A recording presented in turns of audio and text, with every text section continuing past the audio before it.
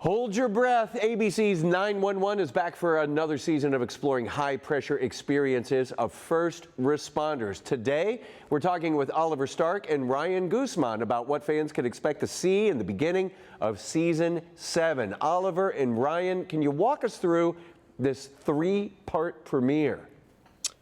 So obviously we finished the first episode with this cruise ship that Bobby and Athena are on being taken hostage. So moving into the second and the third, in fact, episode of the season, we're just kind of seeing the chaos that ensues as these pirates take hold of the ship. And obviously, as you may expect, as the rest of the 118 find a way to try and rush out there to come to their rescue.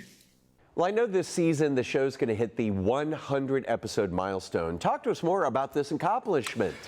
Well, some of us have hit the 100th episode. Me, I've hit 87, 88. So I'll take this question. Yeah, he'll take this question. No, it's amazing to be a part of this and to see it happen. Not too many times do we see shows like this happen and hit 100 episodes. So it's incredible. I think actually when we did the count, the only person that's actually done 100 episodes is Angela Bassett. No surprise there. But we're so grateful. I can't speak for everybody, but I know for sure that there is an atmosphere of gratitude towards, you know, how many times we've had to go through hell and high water to get to where we've gotten. And the crew, a lot of love to the crew on you know, building this with us and allowing us to get to 100 episodes. And can you talk more about your individual characters and what we can expect to see from them this season? So I think for Buck, he's been on this kind of hamster wheel of self-discovery over the past few seasons, right, where he thinks he's healed from whatever traumas he may have had and put some things behind him, and then they keep on coming up again in his life. I think this season he's finally found a way to kind of break that cycle and learn a little bit more about who he is, and we've seen him maybe pushing too hard for professional advancement in prior seasons, and I think he's just at a place now where he's a little bit more settled and he's not feeling the need to try so hard to prove his worth, and he's just kind of okay in his own skin, which is nice to be able to play. With Eddie, when we first met him, he was kind of a Captain America kind of person. He's just like all these perfect things going for him, and honestly, it's perfect. Honestly, it was very nice to kind of deconstruct him and show him, or show the audience, his flaws and how he was trying to hold all the weight of the world on his back for so long that it was nice to see him reach out to the character Bobby or the character Buck and allow people to help him. And now coming into the 7th season, we're actually starting to see how that help is being played out and allowing him to really sit back and enjoy life a little bit easier. He's still perfect, though. I don't know about that. And what do you hope that fans and the audience take away from this season?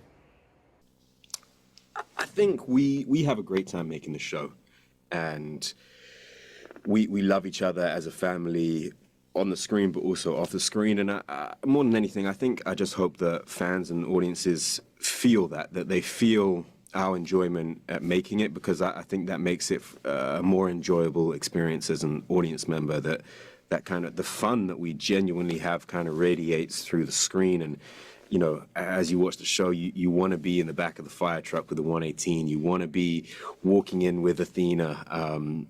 Yeah, I think it's a feel-good show. It's a show of hope, you know, and I hope that kind of is taken out of every episode. Well said. Thanks, man. Talk to us a little more about playing first responders and the high-pressure experiences they face. I mean, the first responders, it's kind of weird, to be honest, because you got to shadow first responders as well? Yeah, me and Kenny, who plays Chimney, we went to a firehouse and rode around with them in the truck for a day and went on some emergencies, yeah. So we do an exaggerated version of that, because when you actually go on one of the calls, the first responders are actually very, very calm. So if we were that calm, I don't know if people would be watching our show anymore. So we do an exaggerated version. bring a little bit more emotion to this, and hopefully at the same time parallel, the severity of each situation, meaning, each one is different than the next. So we give textures and a variety of emotions every single time we go out on the call. So hopefully we're giving all the heroes out there some kind of justice and doing you guys right. Yeah, there's a balance to be struck, right, between it's not a documentary, but we want to honor the real life job, and so we want to show them doing their job, but also make it, TV entertainment at the same time. Yeah.